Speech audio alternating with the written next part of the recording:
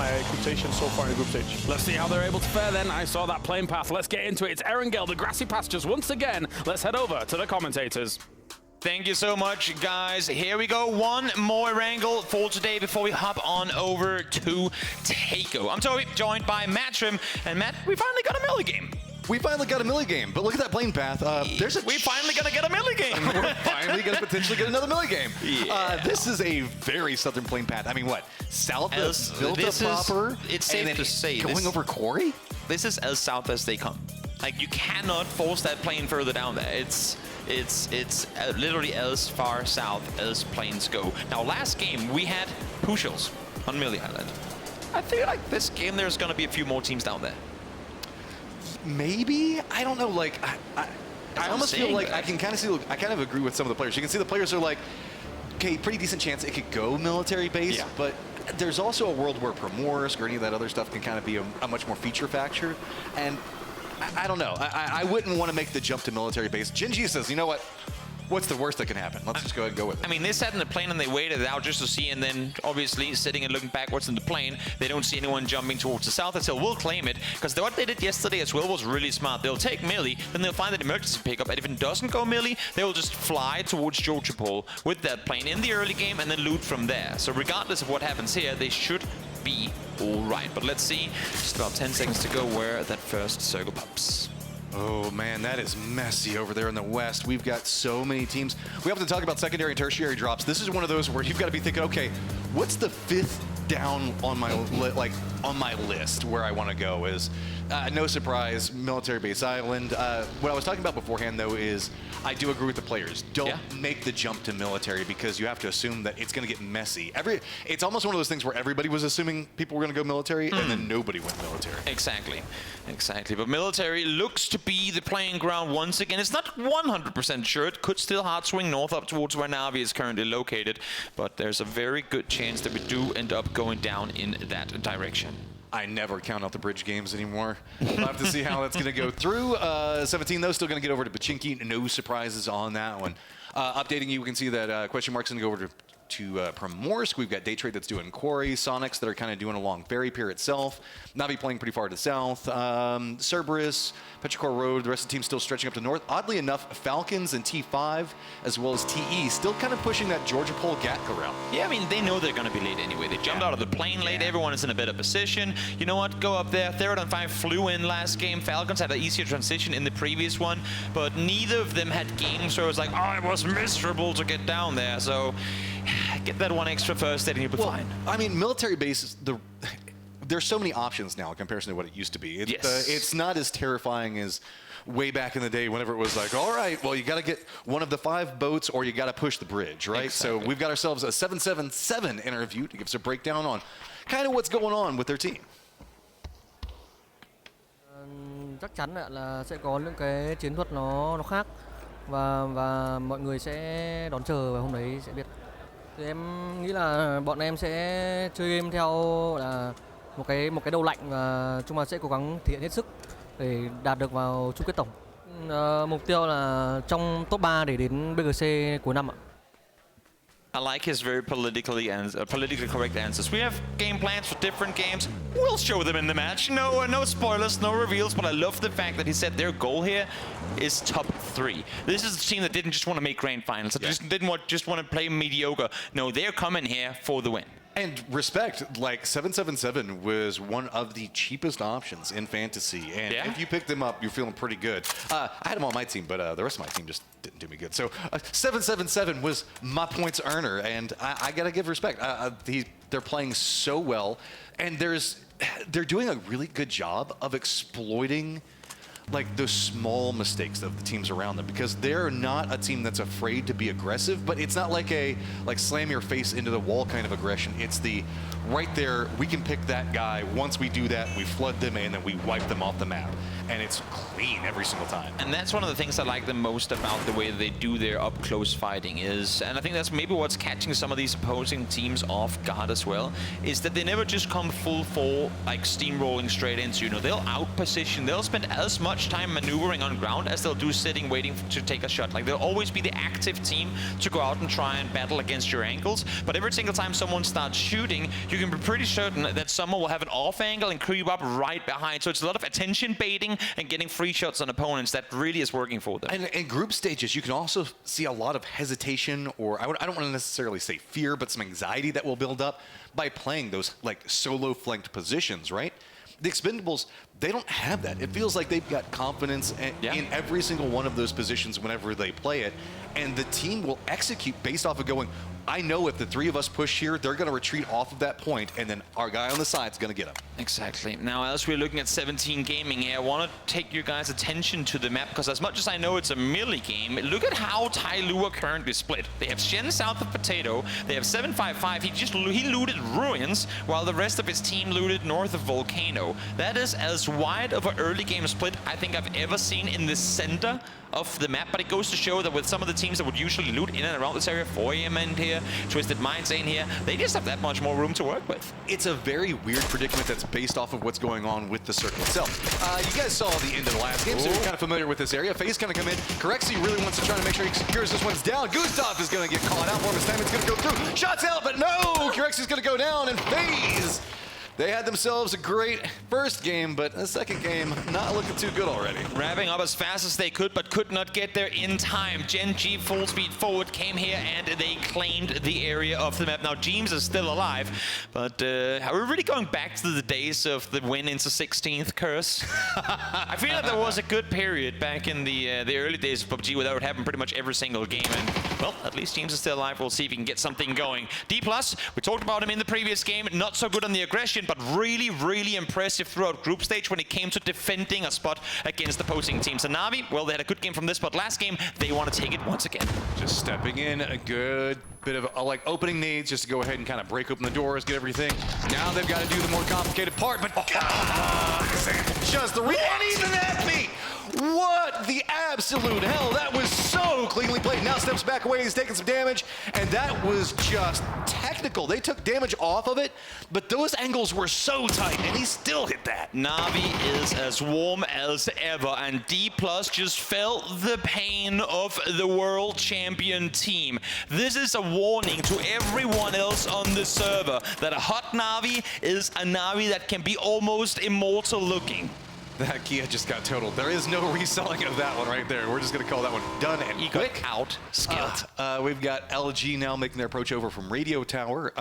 There is a weird thing to kind of see right now on the map whenever we're looking at how people are set up. The ones that are like, okay, look, let's be honest, let's go on military base. And they're the other ones that are like, well, maybe not. Let's play this a bit like in a safety position. We do have, it's going to be TE, 17 Gaming, question mark, that are a bit more on the hesitant side, right? Yeah. And I feel like that is also going to come back to the emergency pickups and stuff like that. You have a couple more options on getting to the circle, so you don't have to make that commitment just yet. Also, I mean, there's enough space in that northwest that it's not just, oh, it really has to be a wild shift in order to do it. There is actually like a problem. I'm not going to go into percentages, but a decent enough chance that you can say, let's wait. Like, we're going to be down there late regardless, so let's wait and see. If we get it, it's going to be amazing. If we don't, well, we're still going to go late anyway. And there is the benefit as well as playing into the north. You can potentially pick up some kills. Is LG going to be trying to rotate down in, but it's going to be Loki, just good defensive up. Got the walls around the outside, but remember, he's by himself right now. So every single one of these shots is very important. Hey, well, you know, LG, this is not looking too comfy. For those of you guys who are unsure, this is a highlight from the previous match, and as you can see here, Loki it's okay, absolutely frag. I mean, this is just, we're always going, you go from stage to stage, it resets, maybe some teams aren't as hot coming into it as how they lift off, and despite the fact that Dana are coming in with sick players, with wounded players, with Loki having hurt his knee and all, at least Loki, is out here to frag. I was expecting that one given the fact that I saw LG moving into a yellow on the map, but that's the Na'Vi yellow. Gotcha. So now looking through, back into what I was talking about a second ago. Playing into the northern area does mean the fact that you can set up a gauntlet-style situation and pick up some of these kills as they're making the rotations in.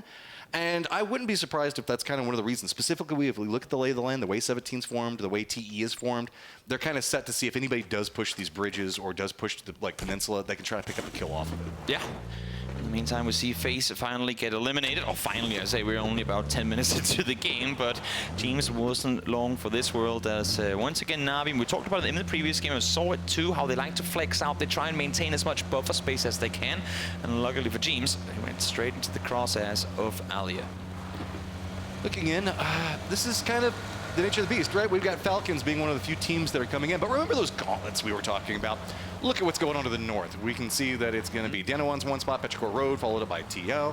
It's Falcons need to be very careful on this pathing as the circle is going to go way more military base. No surprise this time, but the eastern bridge is pretty open. It looks like Cerberus isn't really committing into a camp over there. No, I mean, they're sat around clearly, and I think off of the last game where sure they got one kill off of moving in later, they also lost a player instantly. So no reason for them to over-aggress. Sure, they could be sat around, but now might as well take some good real estate in the center of the circle. You see T5 waving from up high, saying, bye-bye, 17, we'll see you on Millie, as they come flying across your mini-map in the bottom right corner. Here they are. Well, worry not. 17's going to do the same thing in just one moment. As we've got a lot of very strong shots that are going to be in military base that are going to be capable of looking up and seeing this. Most notably, we've got a stack where we can just see, wow, so many in this window. How are you going to drop into this and not get picked? Imagine this. Theron 5 don't see vehicles up on observatory. They fly all the way up there, and these circles keep shifting east. That would be the sickest emergency pickup, like, area claim off of a circle that just swung towards that east side. If they somehow, it's a ballsy play to even go and check it because you're that much closer to your opponents because of the altitude, but if they get that, that would be huge. And it looks like they are leaning more to the road itself as how they're going for the drop in, as Falcons still kind of make their push from that northern area that we were talking about just one moment ago. But this is going to be right up against the blue zone, pretty far out. So they don't want to get too tangled in this. They want to get to the zone. And this is dangerous timing too, because down where you can see they're trying to get onto attached to this one as well. The plane is here now. Do they get away in time? They're trying to throw smokes now to deny shots to come through, but shots will come through as MX sprays on through all of them, trying to shoot Dano out of the air, but somehow they're able to dodge and weave halfway up the sky and safely get away. And now it's Falcons to move. For now, there's a lot of tracers that are going up and after him. Expendables now taking the shots into QM as they're trying to cross the bridge. Nothing going to be on the opposing side of it, so they should be fine from then on out. We also do have a boat cross that's going on right now, as I believe Petrichor Road has opted into doing this while we see QM making their play out. Where did we see the drop come out from that pickup? They're on 5. They're out towards the north side. And it makes sense to me they don't want to fly further. This is a compound. You see them in the compound now. They're in a spot centered in the map where they won't have to have vehicles. Okay, the issue is they came in without vehicles, meaning that's the main thing people look for when flying in. And now Danoa is flying into that exact compound. Look at this. They're seeing no cars. The doors are closed. They think it's safe. They're in for a surprise. As soon as they hit the ground, Loki finds the first one. Soul goes down instantly after. And Theraton 5 trying to hold this as clean as they can, but already 2 members down, just descending into this one. Dano is trying to hold it, but it's just getting picked apart on their landing, and this is what I was talking about. Remember, this is the squad that was getting harassed by Falcons as they were taking off, and where they were wanting to drop into, and with the no vehicles off of Theraton 5, that's where we see the positioning in, but there's no way Tai Lu is add in flying more. in. Our Tai Lu coming in, they're coming in pretty fast. I think that might be going more coastline. They can hear this. They can see the trace. They're not gonna stop it. They have to hear and see what's happening, but where do they fly? They're already committing downhill. They're gonna land straight on top of Petrichor Road. I'm not sure what's going on here. I don't think Petrichor is sure what's going on here either, but they have to back off because they have a whole new fight on their hands. They have got to be so cautious with it. Tai Lu trying to hold it together. They're going to go in with shots. Petrichor Road is going to be out with that landing, though. Keep in mind, Cerberus, here's what's going to be happening. They shifted off of that bridge position to the west, and they're very involved in sightlines on both because they're running a 2-2 split. Now we've seen it all. Emergency pickup third partying. That is, I mean, you have to time it so incredibly well. It's a 1-minute timer on the plane to arrive. Then you have the whole trail over, and then you're parachuting in. Tai Lu could not have timed that any better. The chaos isn't done. The new circle still has a ton of water. We've got QM, TE, Sonics all needing to move. 17 right on the edge. LG is going to be bisecting right in between all of that. T5 still holding on to their 2 members, and Dano on the opposing side with just 1, but nobody's going to move. There's, what, 3, 4 teams looking at this now. So let's try and catch our breath while we have space too, because we all know that this is gonna go absolutely crazy in just a little moment. Tyloo, they've claimed the northern shores off of a very, very fortunate timing in that fly on through. Third on 5, flew in with 4, only set 2 left alive, and Danoa down to just salute. So it's 3 emergency pickups back to back to back that caused a ton of commotion, but the victors in this, not only did they get the position, they also got the circle. Tyloo are set very, very comfortably up there. I also like what Falcons is doing, making a quick stop over there, getting some vision. Remember, they were the ones that were harassing Danoa? Yeah. And that's gotta suck. Imagine being Danoa, taking off, getting some small damage, being shot at by Falcons, and then you land on top of T5 directly into a firefight.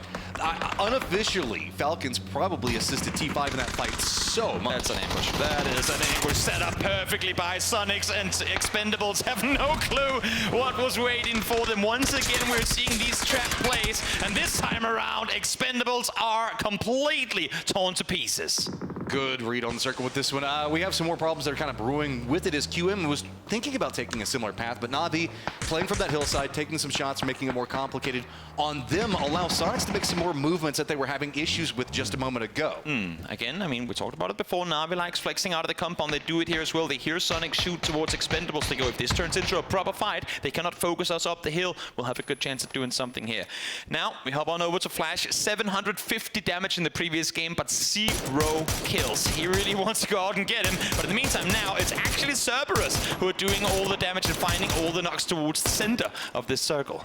This is a very awkward fight, as 17 does have a little Ghost that was playing more to the north of this. He's already been taken out.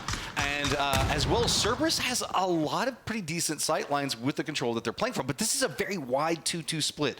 If they see vehicles come in and kind of push into them, it's going to make it very difficult, but we've seen so many emergency pickups.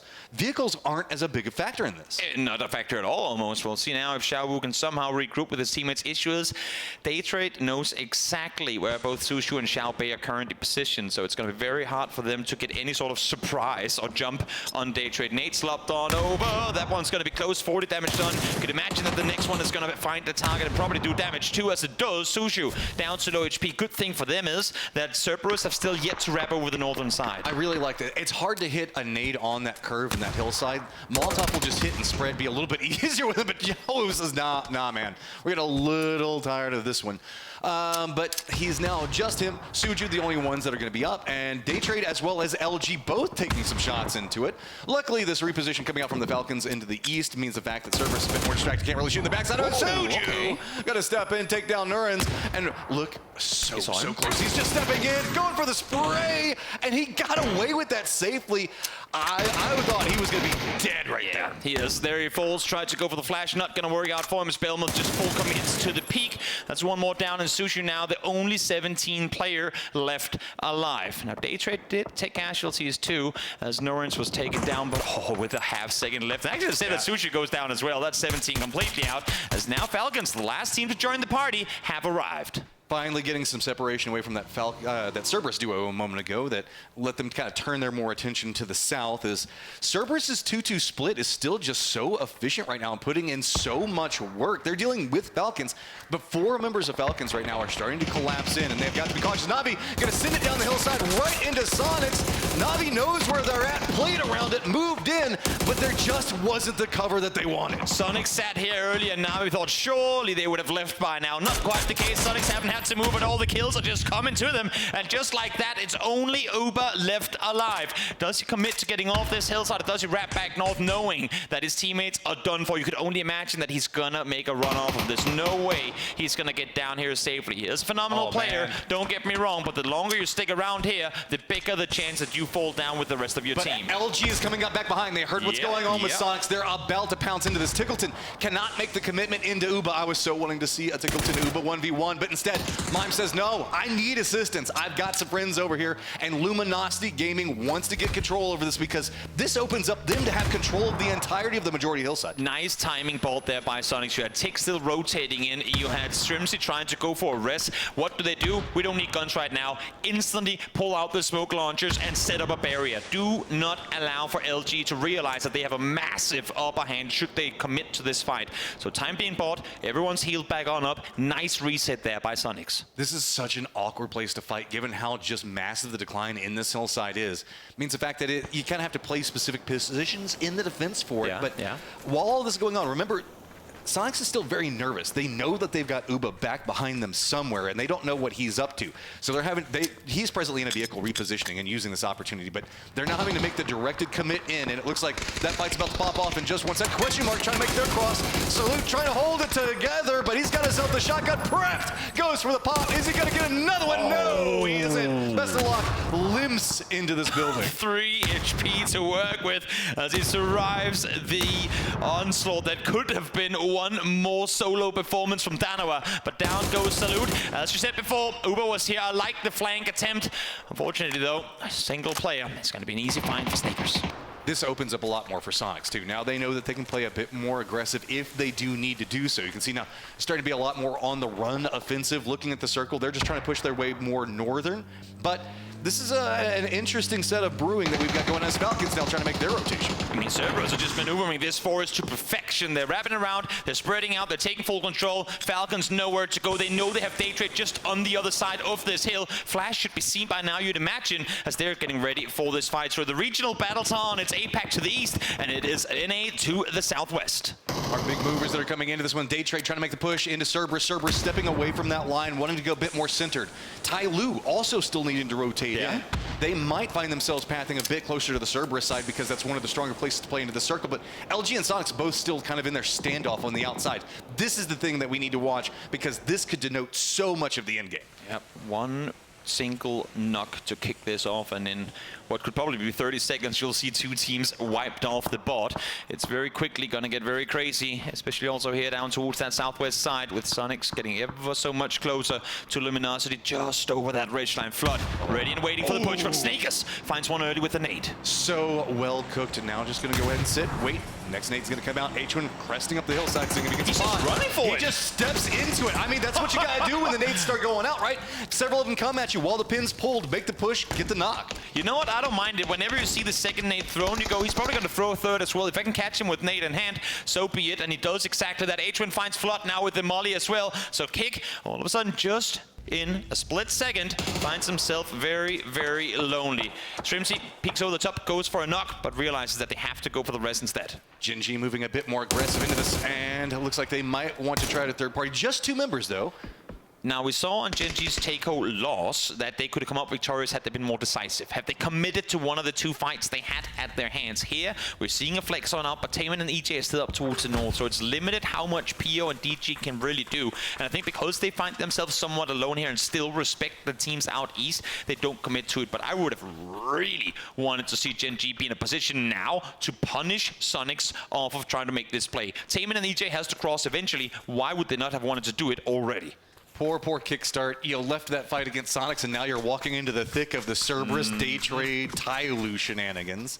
As Sonics is still trying to figure out exactly what LG's got planned. I think that they're going to realize that this is pretty clean in just 1 moment.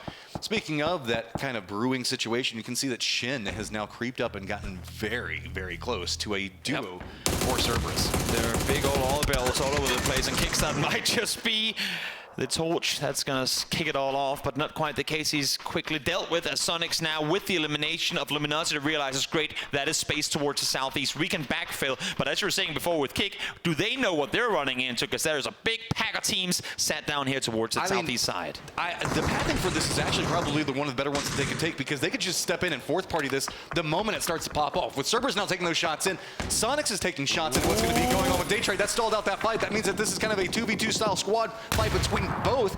And while this is going on, Gen.G is still kind of flanking around to the south, back behind Sonics. This is slow roll firefighting, nobody wanting to commit too much just yet because they know the third and fourth parties are coming. But you can see that Cerberus ain't budging. They're set up here, up close. They're not wanting to allow for anyone to flank around because they know there are teams behind them still. They know they have a Gen.G that should be completely untouched, and they do not know how aggressive they're planning on playing. We know they're more passive, but Cerberus don't. So you can see him as in the minimap there. He's constantly looking towards that western side. He has to be ready for potential push through from Gen.G. Meanwhile, we've got good old T5 and question mark like, yeah, guys, just keep on fighting in the hillside. Forget about us weekend over here. It's perfectly fine. Sonic's now starting to move in, seeing if they can get more out of it, but that means that the duo from Cerberus now coming in from the north is going to be a little bit more pinched into this day trade. Have walked right into a thick position, and they are just going to get pulled apart here. There is nothing they can do. This is going to be absolute chaos in just a moment, with Tyloo now being able to wrap around Cerberus as well. They've not been shot at by third on 5, and therefore it's gone unnoticed. So the eyes of Cerberus that they are down here. Himas though, prime nade lopped on over. It's going to take down Shrimsy. Look at this, 11 kills for Sonics, 9 already for Cerberus. These two teams are out for blood. H1's got to be careful with these peaks. He's already built Mott's going for the spray and narrowly makes it back behind, but with the combined efforts, that's a nice double tap from both sides of this one. Now Tickleton's got to realize, okay, do we go for it or not? We leave it alone. Jin G's coming up back behind him, and suddenly Sonics, what you just did to day trade's about to be what happens to you, but that's going to be a unified Cerberus standing up against him. Hamas lines into one, but finally Mime spots out what's going on with Jin G, and this is just chaos. Sonics out. How much more of a push do we see come out from Jin G? Jin G gets the double in very, very good fashion. Slow moves, tree to tree, bush to bush. Don't aggress if you don't have to. But now with opponents right ahead of them, might as well take the shot. Now PO does get knocked, so they will have to try and reset. But Cerberus, we know they're not a team to sit around and wait this one out. They want to go and fight them in return, and they know that they have the numbers advantage. But they're so nervous. They know the back power's back behind them. And Moss unlocks this firefight. Sure, go for your res on a PO. We're going to go ahead and for the fight on the opposing side of it. Tycon now starting to lead the way with Isaki, but they're walking close range up against Jin G. PO playing the outside of smoke. He's going to go down. EJ defends him, and PO's going to go down again. Cerberus walks into the smokes, believes in their firefighting, and they are rocking it. And just when you thought they were about to fall apart, here comes Tycon, one of the powerhouse players of the team. Raptor on the side, Spots taming down to low HP, has to go for the reload low. Fortunately, the smokes are there working in his favor. Finds one more as he swings the corner, and now it's just EJ left alive. Does Tycon get the first aid off? Does the smoke fade away before this one comes to a close? No! The nade on point as Tyloo from the east finds one, finds two, clean sweeps the south, and then wraps their way up north. They were patient. They sat back. They waited it out, and now they find themselves in the top 3. Tyloo, oh, the moving factor now is they are sitting on them. Nice, comfy 5 kills, but the other two teams heavily fortified, looking at a 3v2v2. But really, Tyloo's the one that's got so much information in this, right? They've just been bouncing around, keeping an eye on everything. I just can't. I mean, the fact that these 4 players have sat here literally since phase 2 and be like, we can hear that Armageddon is happening over this hill. If we just stare into a wall, maybe no one will think we're part of it, because we just eliminated 6 teams in literally a circle shift, and now you have Dante, Best of the Luck, Thadadot, and Pathenbong sat here going, guys, I think we need something. I just have like a Jurassic Park like mindset coming up when they do like the T-Rex box up and they're just like, don't move and they won't see us. Everything's fine.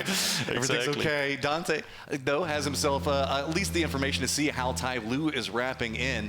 T5 kind of unofficially assisting question mark's position as well, given the fact that they're running a 1-1 split, kind of puts them a bit closer to Tyloo's line. I think with Tyloo now having just crept their way inside the circle with Longs being sat there, I mean, they know there are only so many places a position can be. The thing is, Tyloo has been 100% focused on the east, and they're still worried that there could potentially be players in and around the forest area to that south side. Because of how chaotic it was up here, I don't think they have the lay of the land of the exact kill feed track, because how chaotic it was. They're playing it slow, they're playing it smart, but once they realize they're the only ones here, they're going to wait at least for another 25 seconds and see if that last circle goes out of the compound. And we're seeing the impact of emergency pickups right here. T5, definitely. Tyloo, look at we saw them come in just a moment ago with it. And so now managed to get past a lot of those hurdles, get to the positions that they wanted to play from, and managed to make it into the end game. I mean, if Tyloo wins this game off of hot dropping Petrichor Road mid 3-wave fight, that is as deserved as they come.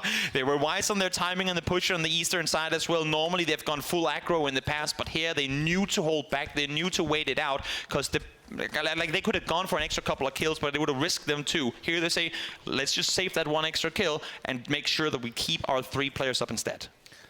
And I mean, this is kind of what we're looking at for the circle, They have right? to come down. Tyloo knows that they need to move down into this fortified line.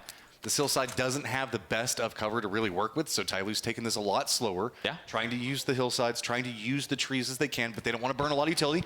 Bit of it, though, is the fact that Tyloo has been bouncing a lot from firefight to firefight, and they should be decently looted. Yeah, I mean, look at the ammo that we're looking on versus two teams that have been entrenched for, what, 4 circles now? Half the loot on the map lies in this forest. I mean, on various streets. They have like every loot from all the big cities on the entire map has been brought into that forest. So I'd be surprised if you'd be seeing Tyloo players without utility at this point. They better have looted up because they've had the time to. But here we go. Smokes being deployed. I would be surprised if they crash all the way into the compound now. Use the trees for cover. Block your Kai into one. Maybe they have a deployable shield for that extra ankle block as well. Play this one slow because even in the compound, you still can see exactly what buildings your opponents are in.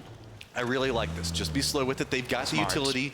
They know that. Whenever you're moving into a fight into this position, you have to assume. Remember, we saw them fly over, so they know that there was a firefight happening here earlier. So these squads are likely weak. Instead, just kind of use the war of attrition in your favor at this stage. I mean, look at the ammo on the opposite side of it. Dante running a 4th. What we saw one of the players from Tyloo running. Now, while they're on 5 houses dot and therefore the best position, they're split in each their building. And if either of the two gets knocked here, there is no way they get each other back up. So at least for question mark, should Dante get knocked on the roof, best of luck. I mean, you could crawl back down on the other side, that being if he does it fast enough, and best of luck get him up. But the circle is closing in. They're going to have to leave the building eventually. I'd be surprised if they've used a lot of their smokes here. We're seeing 7 smokes in total on 3rd on 5. Ooh, nice use of that smoke grenade launcher. He wants to get it up in the building so he can block off the angle completely. Shotguns could be big at this stage. Huge, huge. So we'll have to see how that comes. As they're not going to have the easiest vision in what's going to be going on with Tyloo and as they make their approach. But Tyloo, again, slow, steady. Tree, step down into it. Dante realizing that I can't even take that many shots into what's going on. I need to conserve for the firefight that's going to happen. Blue zone nade not going to get quite far enough to take them out.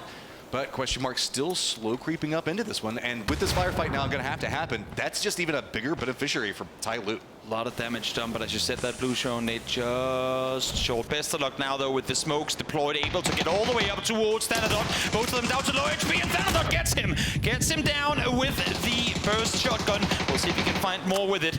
The pump action, that is, sorry, as he creeps on down once again. Nade on point, and now a 3v2. They still have the dot. It's on Tyloo to get into the building, but they know that they have them split. Yeah, I mean, they can just sit there and wait, pick up a kill here, or just know the fact that this person gets fed over to the blue zone, and then it's a 1v3. Tyloo has all of the cards in their favor right now. It's just a matter of how much they want.